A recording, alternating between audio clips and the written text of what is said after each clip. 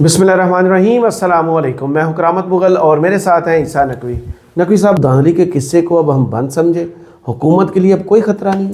देखिए, तो वो जो दिन था ना 8 फरवरी का, चाहे नतीजा जो भी निकला है, वो इससे जाहिर है कि जब आप कौमों की हिस्ट्री में, जब आप ममालिक की हिस्ट्री में बात करते हैं ना, तो ये इंसिडेंट्स ऐसा नहीं है कि ये जमूद तारी कर देते हैं। ये एक ऐसा दिन था जिसने हमारे बहुत सारे अंदाजे गलत साबित किए, साइंस चेंज कर दी, सिलेबस चेंज करके रख दी, हमारे बहुत सारे अंदाजे गलत साबित किए।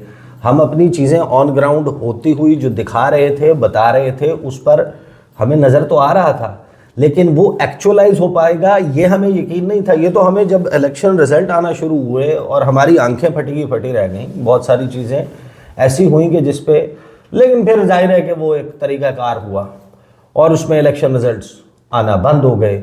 उस स्क्रीन के ऊपर याद होगा कि वो नीचे जो ग्राफ्स चल रहे थे अचानक से गायब हो गए, अचानक से हॉल्ट हो गए, नतीजे वहीं पर रुक गए। उसके बाद रिमोट से किसी ने पास दबा दिया, नून लीग के सारे लोग जो हैं उनके फ़ोन नंबर्स बंद हो गए, गायब हो गए, मीडिया पर कोई बीपर नहीं दे रहा।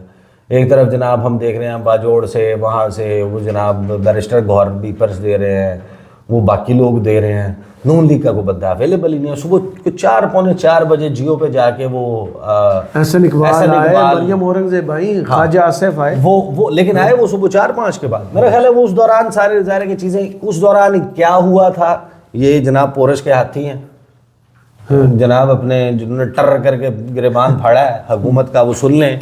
तो सलीम हैदर साहब जो हैं उन्होंने नादर गुरमानी की शो में ये 58 सेकंड का क्लिप है, ज़रा सुन लें, तबीयत साफ़ हो जाएगी। ये मुझे गारंटी है कि तारड़ साहब जीते हुए नहीं थे। मैं अगर ये कहूँ कि बिलावल साहब जीते हुए थे या हारे हुए थे, मुझे ये नहीं पता। ये पता है कि तारड़ साहब हारे, मुझे ये पता है कि तारड़ साहब हारे हुए थे। अच्छा, बिल्कुल। तो वो फॉर्म 47 पे हैं जो आपके मुताबिक? सारी 47 पे है। सारे से मुराद पूरा पाकिस्तान 47 पे है। मैं आपको क्या कह रहा हूँ, यहाँ पे आपके सामने है। इसमें पूरे पाकिस्तान में तो आप भी आते हैं ना, फिर पीपल्स पार्टी भी। हाँ, तो हम भी, मेरे हल्के में भी जो जीते हैं 47 पे है, पूरा अटक 47 पे है, पूरा पिंडी 47 पे है, कराची से ढेर सारे लोग 47 पे हैं। ये तो कोई इसमें तो इसको हम छुपा के तो क्या छुपाना चाहते हैं और क्या सामने। ये मैंडेट किसका था? पीटीआई का था? देखिए, मैं आपको कह रहा हूँ कि आरओज का इलेक्शन है, ठीक है, जिन्होंने मैनेज किया, हाँ, किस तरीके से किया, क्या किया, जो जीते हैं वो बता सकते हैं ना। मैं तो हारा हुआ हूँ, तो मैं कैसे बता सकता हूँ कि जीते हुए ने क्या काम। आप सोचे ना, ओन चौधरी इलेक्शन जीत गया, अता तारड़ का वो हल्का नहीं, वो इलेक्शन जीत गया। आप जाके वहाँ पर देखें कि इस वक्त इस इलेक्शन में क्या हुआ है, क्या सूरत हाल थी। देखें, यही वजह है। आप बाकी सारी चीज़ें तो कहते हैं, एक होता है ना मियाँ बीवी के दरमियान ताल्लुक जो है वो जिसको कहते हैं निभाना, और एक होता है जिसको कहते हैं घसीटना। सही। आप हुकूमत घसीट तो सकते हैं, लेकिन वो घसीटने के लिए दफ़ा 144 लगानी पड़ेगी भाई। हाँ, तो किन हालात में लगा दी? वो दफ़ा 144 लगानी पड़ेगी। दफ़ा 144 के बगैर आप इस निज़ाम को नहीं चला पा रहे। सही। ये हुकूमतें नहीं हुआ करती। वो क्या खबर आई है, चला तो रहे हैं ना, क्या आई है खबर? चला रहे हैं। कल एक मीटिंग की गई कि जलसे की इजाज़त नहीं देनी, हाई कोर्ट से इजाज़त मिल चुकी थी, जिला इंतजामिया के साथ को 5 घंटे का इजलास चलता रहा, और उसके बाद आ गया कि क्योंकि 3 वजूहात हैं लाहौर में। पहली बात यह है कि इंटरनेशनल स्पीकर्स कॉन्फ्रेंस हो रही है, थ्रेट है जी, नहीं कर सकते। दूसरा आया जी कि हार्स एंड कैटल शो है लाहौर में, फ्री दाखिला रखा हुआ कि ज़्यादा से ज़्यादा लोग आए उनके लिए। फिर तीसरी लगा दी कि पाकिस्तान और न्यूजीलैंड का मैच है, तो दहशतगर्दी का उसमें लिखी हुई है लाइन, आप देखें दहशतगर्दी का ख़तरा भी है। अब सफ़े मातम इनकी अक्ल पर बिछाएं कि यार ये किस तरह सोचते हैं कि आप क्रिकेट को वापस ला रहे हैं। 96 के बाद ये सबसे बड़ा टूर्नामेंट है पाकिस्तान में, और आप उस वक़्त एक सर्कुलर जारी कर रहे हैं कि इस वक्त ख़तरा है कि लोग मैच देखने भी आए, हमने बड़ा स्टेडियम बना के हमने नारे भी आज लगा दिए। सारी बातों में तजाद है ना भाई। करामत मुगल साहब, इन तमाम बातों में तजाद है। सबसे पहली बात ये कि आप ये कह रहे हैं कि दफ़ा 144 नाफिज कर दी, दफ़ा 144 4 बंदों से ज़्यादा, 4-5 बंदों से ज़्यादा आप इकट्ठे नहीं हो सकते। और उस दिन आपने वहां पर एक क्रिकेट मैच करवाना है, खाली ग्राउंड में होना है क्रिकेट उससे मैच। पहले आपने उसकी कैपेसिटी बढ़ाई है ना कि ज्यादा से ज्यादा लोग। ज्यादा से ज्यादा लोग आए और फिर दफा 144 लगा दिए हमने। हाँ। साइंसदान तो हम है ना, हम हमने बहुत दाखिला बड़े- फ्री रखा कि हार्स एंड कैटल शो में आप आए, शिरकत करें, ज्यादा से ज्यादा एंजॉय करें। दफा 144 है, कौन आए? दफा 144 ताकि पकड़ धकड़, लेकिन दफा 144 तो टारगेटेड दफा 144 है ना। बट जो इसमें सीरियस बात है वो आपको याद है कि नवंबर 2022 जब खान साहब जो हैं वो इधर पिंडी आए थे ये क्रिकेट सामने स्टेडियम के Sixth Road। साथ, 6th रोड के साथ, और उस वक्त एक लीक किया गया था डॉक्यूमेंट। जी, जारी किया गया था बकायदा। नहीं लीक किया गया था वो राना सनाउल्लाह साहब की मिनिस्ट्री की तरफ से, इंटीरियर मिनिस्ट्री का एक लेटर जो है वो लीक कर दिया था मीडिया को, और उसमें ये कहा गया था कि अमेरिका और बैनुल अक़वामी अफवाज के अफ़गानिस्तान से इनखला के बाद दाइश, अलकायदा, तहरीक तालिबान पाकिस्तान और पता नहीं कौन कौन से लश्कर वो सारे पाकिस्तान आ चुके हैं, और उनकी बड़ी एक्टिव प्रेजेंस है पिंडी इस्लामाबाद में, और वो यहाँ पर पीटीआई के रैली को टारगेट कर सकते हैं। सही। और इस सिक्योरिटी की थ्रेट की बुनियाद पे उन्होंने कहा इजाज़त नहीं है और यहाँ पे नहीं कर सकते और वहाँ पे नहीं कर सकते, ये सारा कुछ उन्होंने किया था।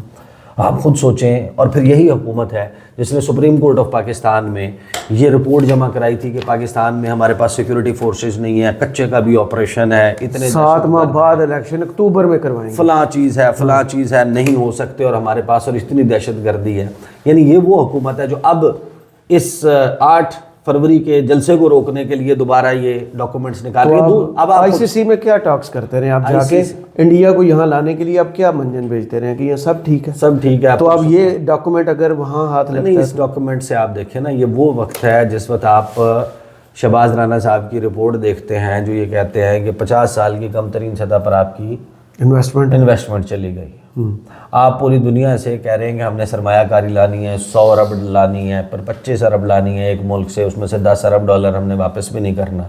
तो जब आप ये रिपोर्टें निकालेंगे कि आपके मुल्क में ये दहशतगर्दी है, और आप अपनी सियासी जमात के सियासी कारकुनों के ऊपर भी दहशतगर्दी के, ऐसा बिल्कुल भी नहीं है कि कोई सियासी जमात का बंदा कोई कानून हाथ में नहीं ले सकता, या सियासी जमात का बंदा जो है उसने दूध से धुले हुए होते हैं, या पीटीआई में सारे लोग कोई बहुत ही पवित्र हैं, उन्होंने भी हो सकता है कि अपने अपने हाथ मारे हों, किसी का खांचा हो, किसी ने करप्शन की हो, किसी ने कानून हाथ में लिया हो। उनकी दफात है ना, 780 तो नहीं है उनकी दफा। यानी दहशतगर्दी की दफा का मतलब यह है कि भाई अगर आज आपको कहीं इंटरनेशनली ये नंबर पेश करना पड़ जाए कि इस मुल्क में कितने लोग हैं जिनके ऊपर दहशतगर्दी के पर्चे हैं, या कितने लोग हैं जो दहशतगर्दी के इल्ज़ाम में जेलों में पड़े हुए, इंडिया कहता है आपको कि आप एपी सेंटर ऑफ टेररिज्म है, आप वो मरकज है, मंबा है दहशतगर्दी का। आप लोगों ने तो नंबर देखना है ना, ये तो नहीं जाके देखना कि ये जनाब इसका कसूर था फलां जगह के ऊपर किसी सियासी जलसे में शिरकत, इसका कसूर था फलां जगह के ऊपर। यानी इस किस्म के इल्ज़ामात पर इसी किस्म के इल्ज़ामात लगाएं, जिसने जो किया उसकी सज़ा दें। But when you do this कि आपने उन सबको उठा के दहशतगर्दी के पर्चे डालने हैं, नंबर आप कहीं पे भी कोट करके दिखाएं कि भाई हमारे यहाँ इतने हजार लोग इस वक्त दहशतगर्दी के मुकदमात में उनके ज़ेर समात, ये दहशतगर्दी के मुकदमों में अंदर है, तो वो आपको कहेंगे हाँ ठीक, तो ठीक है ना, फिर इसका मतलब है ठीक कहते हैं तो बाकी आपके बारे में। यहाँ 16,000 नामालूम अफराद के खिलाफ पर्चा नहीं कटा था। हाँ, तो बस यही सूरत हाल है। आपने जिंदगी में सुना था। हाँ, तो ये जो हुकूमत है ना, इस हुकूमत का तो सूरत हाल यही है ना कि अपने बेगाने सारे नून लीग के किसी भी बंदे को, मैं एक टॉक शो करता हूँ हफ्ते में 4 दिन 8 से 9 बजे प्राइम टाइम का शो करता हूँ एक टीवी चैनल के ऊपर, और टीवी चैनल पे आपकी रिक्वायरमेंट होती है कि आप ऐसा नहीं कर सकते कि आपके पास सिर्फ एक ही जमात के लोग बैठे हुए हों। हमारे पास हर जगह के लोग आते हैं, हर सियासी जमात से लोग आते हैं, सहाफ़ी आते हैं, वकला आते हैं, मुख्तलिफ वॉक्स ऑफ लाइफ से लोग हमारे पास प्रोग्राम में पार्टिसिपेट करते हैं। एक बात होती है आपकी कैमरे के आगे, एक होती है कैमरे से हट के। हमें आपको क्या क्या बताऊं, जाहिर है कि वो चीज़ें कॉन्फिडेंशियल होती हैं। आप जाहिर है कि एक और चीज़ होती है, एक on camera, of camera, on the record, of the record की हुई बात। नून लीग के किसी भी बंदे से हम प्राइवेटली जब बात करते हैं, उन्हें बहुत अच्छे से पता है, वो कन्फेस करते हैं हमारे सामने। आप कायम ही रह जाएं, आप उस झूठ को ही निभा कर लें। आप कहते हैं कि नहीं मैं नाम तो नहीं लेता, इलेक्शंस के फौरन बाद एक मुलाकात भी हुई थी इस्लामाबाद में, याद होगा। उन्होंने कहा था मैं किस मुंह से जाके डिफेंड करूं कि मैं जीता हूं, मैं कैसे वोटर्स के सामने जाके इतना झूठ बोलूं, मेरे में हिम्मत अच्छा, नहीं लेकिन है। कुछ लोग ऐसा नहीं है कि नून लीग लेकिन में- आजकल वो धड़ल्ले से हाँ, लेकिन मैं आपको दिलचस्प बात बताऊं कि नून लीग में भी ऐसे लोग हमने फिर देखा कि जो ये gracefully- कि नायाब लोग हैं कि जिन्होंने मेरी इतला के मुताबिक जाती उमरा में वो जो वक्फा था ना, जी जब इलेक्शन रिजल्ट आना बंद हुए थे और 4 घंटे का, हाँ मियाँ साहब रवाना हो गए थे, जाती उमरा चले गए थे, उस दौरान अपनी लीडरशिप को ये कहा कि ग्रेस इस बात में है कि हम शिकस्त कि मान हम हार गए इलेक्शन, हमें तस्लीम कर लेना चाहिए।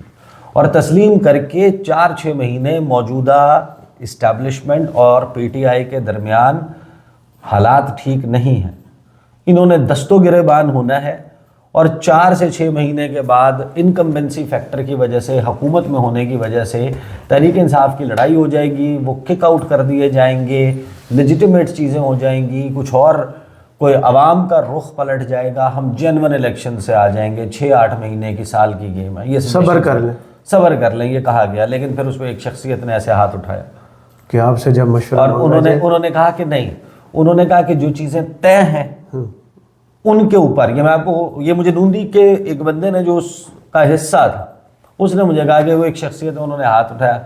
अच्छा, वो शख्सियत ना मियां मोहम्मद नवाज शरीफ है ना शहबाज शरीफ, इतना मैं बता देता हूं। उन्होंने हाथ उठाया, हाथ उठा के कहा कि जो चीज़ें तय हैं वो उनके ऊपर नहीं, आपकी हुकूमत साजी के हवाले से किस किस को लेना है, किसको क्या देना है, Suggestions दें। उसके हवाले से सजेशन है तो आप ज़रूर दें। ये आप मत बताएं कि हमें कौन से जमहूरी रवैये और कौन से वो करने चाहिए। तो ये कुल मिला के हुकूमत है। बाकी अगर किसी को बहुत शौक है, वो जाके लगे हाथों मंसूर अली खान का एक टॉक शो जो उन्होंने जाके लाहौर से किया, नवाज शरीफ साहब के हल्के से किया। हाँ, तो वो ज़रा जाके देख लें कि इस 1 साल में क्या खोया क्या पाया। कुछ लोगों के लिए ना ये बहुत फाइनल नोट्स के ऊपर मैं बता रहा हूँ, तो वीडियो बहुत तवील हो गई। अब देखिए, आपके अपने अपने पैमाने होते हैं, इज्जत बहुत बड़ी चीज़ है, लेकिन बहुत सारे लोग हैं जिनको इस बात से कोई फ़र्क नहीं पड़ता कि उनकी इज्जत है या नहीं, वो फिर भी बड़े मुतमईन रहते हैं। मैं इस वक्त ये सवाल करता हूँ कि कितने इस वक्त ऐसे लोग हैं जिनके बच्चे बड़े फ़ख्र से इंट्रोड्यूस करवा सकते हो कि मैं फ़लाँ इब्ने फ़लाँ हूँ, या आज से 4 साल 5 साल के बाद ये इंट्रोडक्शन करवा सकें। ये कितने लोग हैं जो इस वक्त मौजूदा हुकूमत या उसके हैं, या जो ये समझते हैं कि हाँ, इस हुकूमत के चले जाने या पलटा मार जाने के वक्त का धारा बदल जाने के बाद भी हमारा तो जीना मरना इस मुल्क में, हम बड़े कर्रो फर के साथ, बड़े इत्मीनान के साथ, बड़ा सीना ठोक के, सर ऊपर उठा के हम चल सकते हैं, इसी माशरे में रह सकते हैं। या उनके जहन में ये कहीं खदशा है कि नहीं यार, इस सारे खिलवा, ये इस सारी चीज़ के बाद शायद हम यूरोप में या शायद हम कहीं या इस मुल्क से कहीं बाहर गुमनाम हो जाएंगे। लेकिन हाँ। लोग आजकल ढूंढ लेते हैं जो ऐसी गुमनामी में जाता है। ये है जी 8 फरवरी, जिसको हम आज याद कर रहे हैं। सही, बहुत शुक्रिया ईसा नकवी आपके तजिया का। कमेंट्स बॉक्स में ज़रूर बताइएगा ये वीडियो आपको कैसी लगी। इजाज़त दीजिए, अल्लाह हाफिज़।